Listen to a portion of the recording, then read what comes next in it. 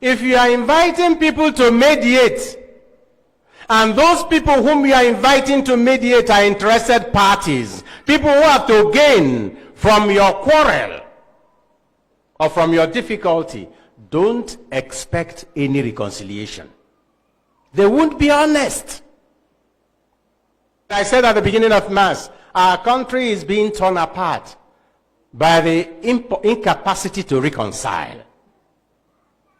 Only 6 years after our independence, in 1966, some military officers thought that the politicians were not getting things right and staged a coup. That coup set a ball rolling that eventually culminated in the worst massacre and genocide in modern African history, the Nigeria-Biafran War. Attempts at discussion, mediation failed mainly because one of the major partners in mediation was an interested party, the British. When you are calling those who sell arms, when you are calling those who steal your minerals when you are fighting, when you are calling those who want your population to be reduced to half, to come and mediate between you and your brother because you are quarreling, you can imagine the type of advice he will give you. But that is not the worst.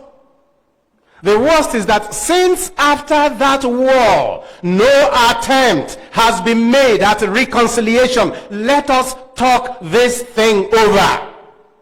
My brother and friend, the Bishop of Sokoto, Matthew Hassan Kuka, has kept saying, until Nigerians sit down and discuss the injustices done to the Easterners during the war and ask for pardon for the unjust murder, there will be no peace. And let me warn those going for Biafra, we will break away, but we will carry our heart with us. Even if we break away, that does not solve the problem. Let us talk these things over.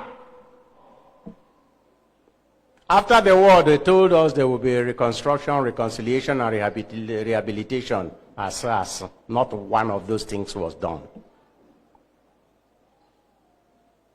And because we have not been able to talk these things over, the injury that was done to a people is handed from one generation to another generation. Scrapping history from our curriculum in the secondary schools will not solve the problem. The problem will be solved by, let us sit down and talk these things over. And if we can't handle it, we are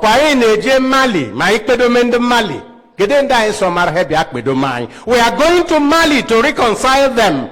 Whom have we invited to come and help us reconcile ourselves? In our arrogance, we don't even accept we have any problem. If it doesn't work, invite some people who are more or less neutral, who have nothing to gain by your quarrel or by your reconciliation, except that love is reigning. Invite them to help you look at this.